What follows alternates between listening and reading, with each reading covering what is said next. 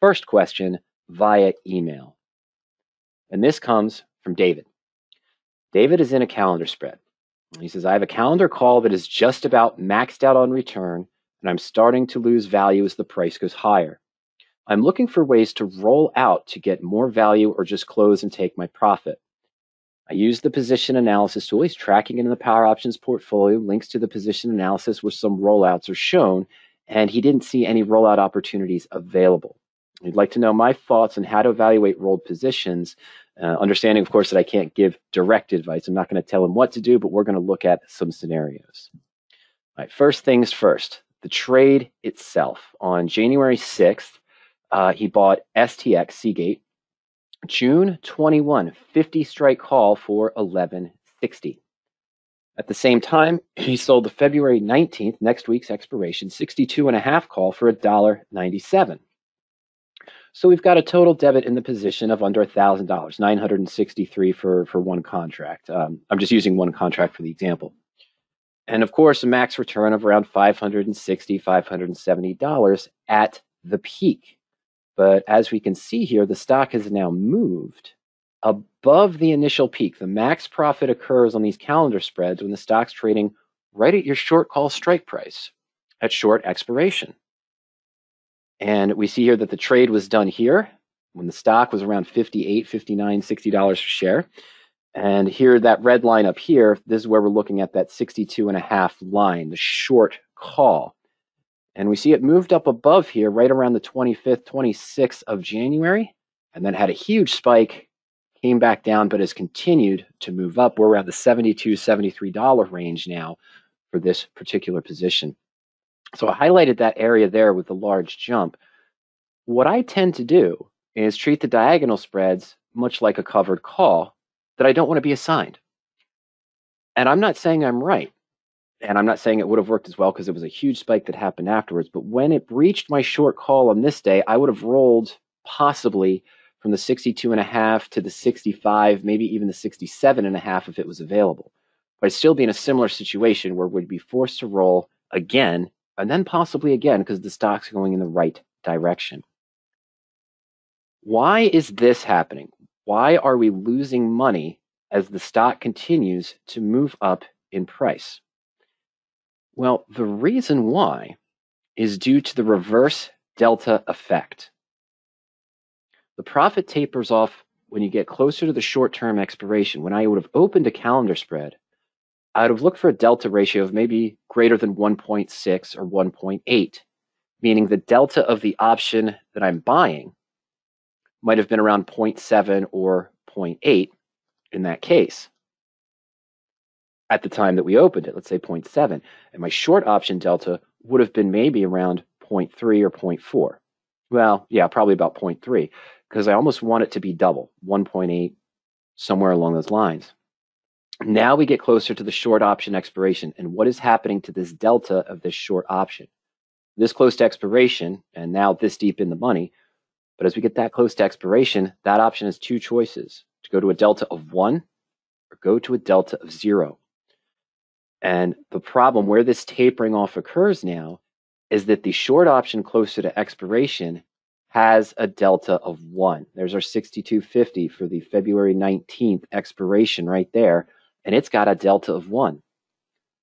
The long option that's out to June, even though it's deeper in the money, further from expiration, it's holding out with a delta of around 0.87 or 0.88. So for every dollar now the stock moves up, we're losing $1 on that short call obligation. And we're only gaining roughly 88 cents on the long.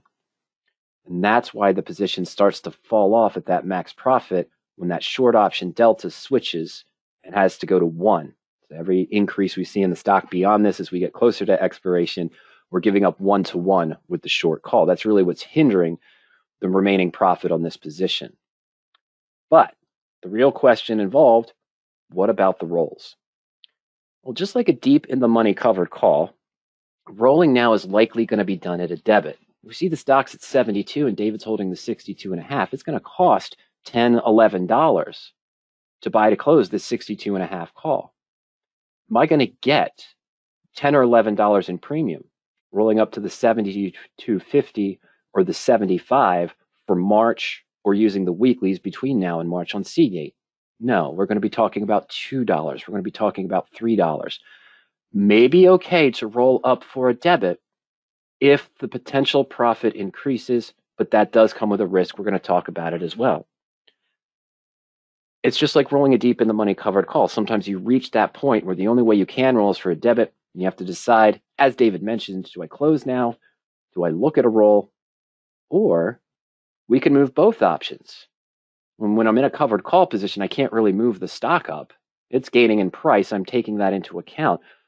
But we have a long option in this case that's a second asset that further out in time, 50 strike call that's almost doubled in price. So let's take a look at this position on power options. We're going to check the current status of this position.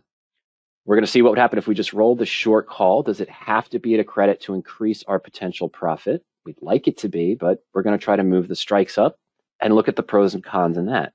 And then we're going to look at rolling both positions to see where we might stand in that case. So let's pause the screen here. I'm going to navigate over to the Power Options suite of tools. Move this over. Fantastic. All right, just 1 second, ladies and gentlemen, and there we go. Okay, so here we are looking at the Power Options screen. And what we're going to do here, of course, is you see the various tools that we have there. We're going to go through those, it looks like, for some of the other questions that have come in. And we're going to go into the portfolio right now. And we're going to navigate away from this one. We're going to go to the January 29th portfolio. There's the Berry Plastics position we discussed a couple of weeks ago. It's a bull call debit spread on Tesla we may get to today, depending on the amount of questions.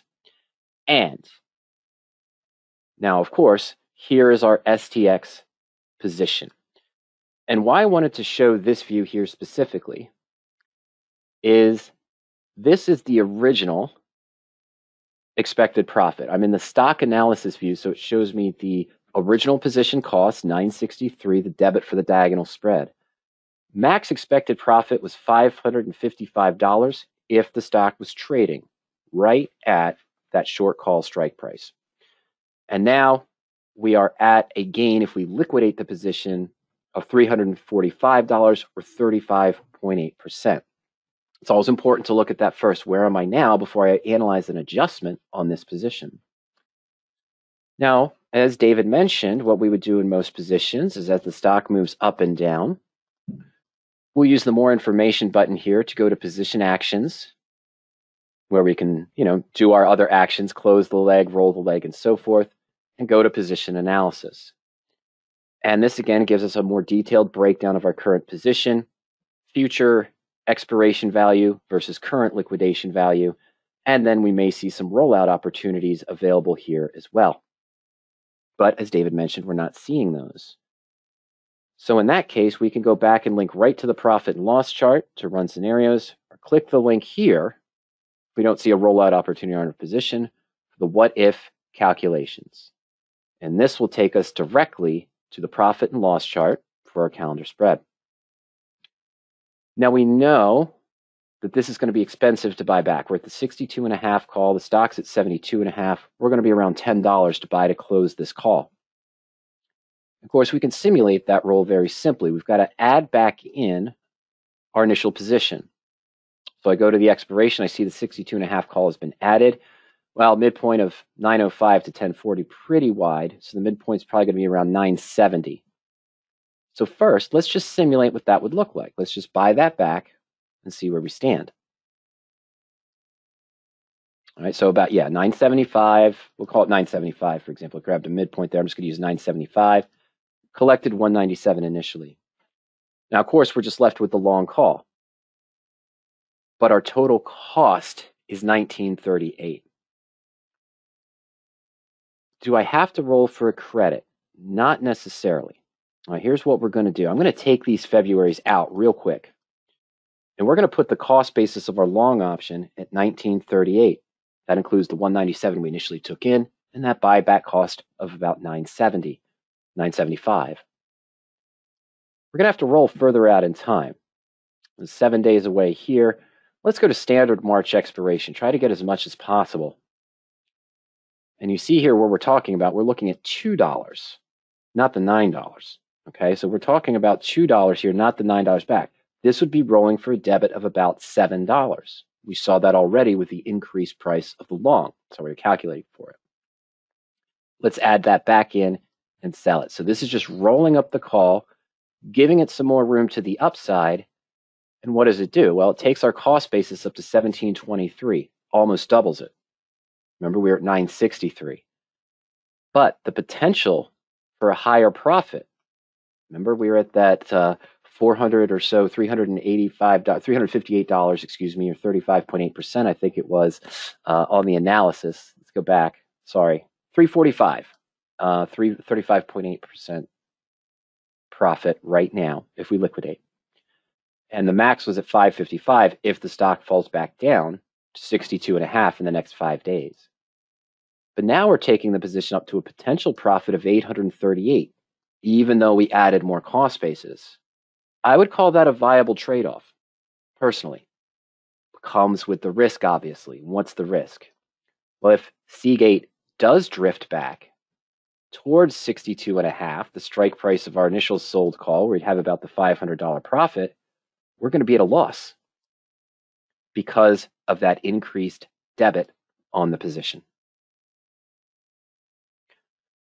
It's not a bad roll because it does increase the potential profit to the upside, but at the same time, we're going to end up in a position where we have to increase the cost basis as well. Okay, so that's what I'm looking for in that case. That is a potential. I'm not going to be able to roll for a credit here. I couldn't roll for $9. Let's see, even if I rolled out to June, excuse me, folks, and created a debit spread, would I be able? No, we'd only be getting $6. So even converting it to a bull call debit spread, we can't roll for a credit with that $9 buyback cost as well. Okay, that's the tough part in that case. But the long call, the June that we have right now that we did pay $11 for, has almost doubled in price. We can cut down our cost basis. You're in a 12.5 point spread, so I went up to the 75. So let's say we sell to close the 50 now and roll up to the 60. This will still keep the same 12.5 point strike difference you were in, David. But now what we're going to do, max profits at 838, 1723 for the cost basis. What would rolling up this call do to us? Well, it's going to knock down the cost basis. We're going to pocket about $8 and take it back to 848 and a max profit of 783. So that's an interesting maneuver, isn't it? What have we done here? We rolled up the first call to the March 75. That gave us an increased cost basis up to 1700. Then we took advantage of selling that long option, which is almost doubled in price. You're pocketing $11 worth of profit, well, essentially, and then you're paying 14 back. But that's going to lower the total cost into this trade to 848.50, which is lower than you have right now as far as exposure goes. And the potential to make 783, doubling the 345 profit you have if you liquidate right now if the stock is trading at 75 or above in the next couple weeks, 4 weeks, excuse me. So that is a potential to do here in this case. Rolling it up just rolling the call and adding the debit did increase the potential cost basis of the position, which means if Seagate pulls back, then you could have higher losses than you originally expected because your cost basis is now 1723, as opposed to the original 963. But you can reward yourself because you've got the gain in the long call as well. Take the profit off of that. Essentially, this lowers your cost basis by about 800 or so. So now the new cost basis moves from 1723 to 848. You have potential to double the potential profit if the stock is trading right at 75 at expiration, from the 345 you're at now to 783 in that case. So, but it's only 42.4%. Oh, ignore this. I'm sorry, ignore this. That's not correct. Please ignore that. because of the adjustments I did, simulating to close this call and then buying and open this one, it's actually reading that I have another debit spread. I'm sorry, a bear call credit spread, and I need the $1,000. It's not. This would just be your debit for this diagonal because this is actually closed. It's not an open position, but the system's reading it that way. So your cost basis is 848 with the potential to make 783. So that return is closer to 90%, 86% of the cost basis there in that case. So let's see, how would I, yeah, if I, this is, let's clean that up real quick. This is a difference of, I'm sorry, 880. Let me jot that down there. So that's 880. And we take that off the 1938. So that would be 1058, I think. All right, so I'm going to do something real quick here, just simulate. I know it's a little confusing, David. We're going to take out the 50 call entirely. And we're just going to change the cost of this to, I believe, 1058. There it goes. Okay, so that's the cost basis now.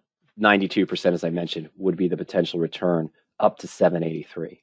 And how did we do that? We rolled the 62.5, even though it was expensive, up to the March 75 from next week. Then we took the profit out of your long June 50 call. And I just moved it up to the 60, or it should have gone to the 62.5. I'm sorry, because you started out with a 12.5 spread. That's the only reason I kept it at 1250 was because of the similar distance. No real reason that it's better or worse than anything in that line in case of that situation. Okay, so that's a way to do it and what you could consider. This keeps the cost, doing both keeps the cost basis lower than what you initially started with. Current debit's 963. So you've lowered exposure, but you are up here a little bit closer to the current stock price in the situation. You've given yourself more upside. If Seagate pulls back, starts to come back down, you may still start losing on the position. So you're left with the choice to, of course, you close now and take that 35.8% profit, okay? Not too shabby, $345, $354, somewhere in that range. 2, just rolling the short did increase your return, as we saw.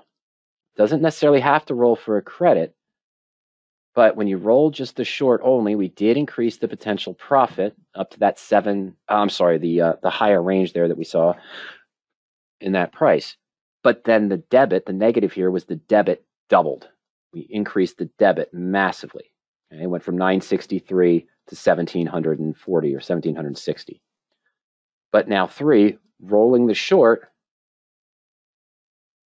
and rolling the long, taking the profit off that long position, gives you a pretty good, almost one-to-one risk-reward structure if the stock's up near 75, around that price in March.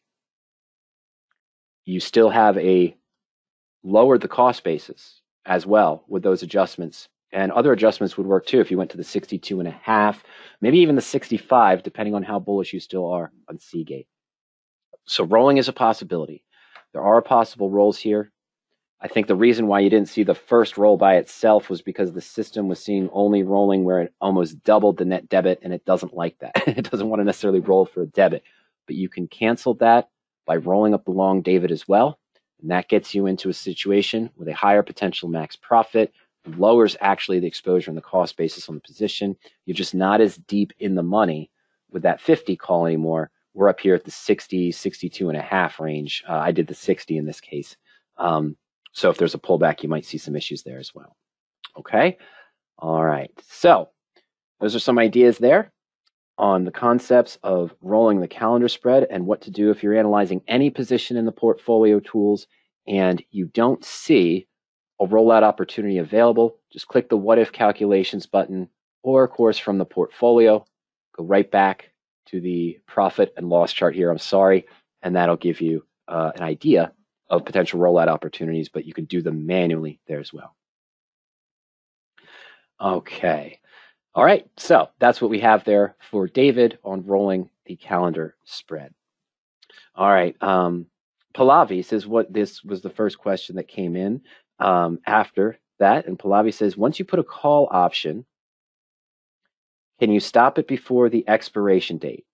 And I think we just covered that. The answer is yes. Whether you sold a call or bought a call as part of a covered call, as part of a spread, Pallavi, you can do the opposite transaction anytime before expiration.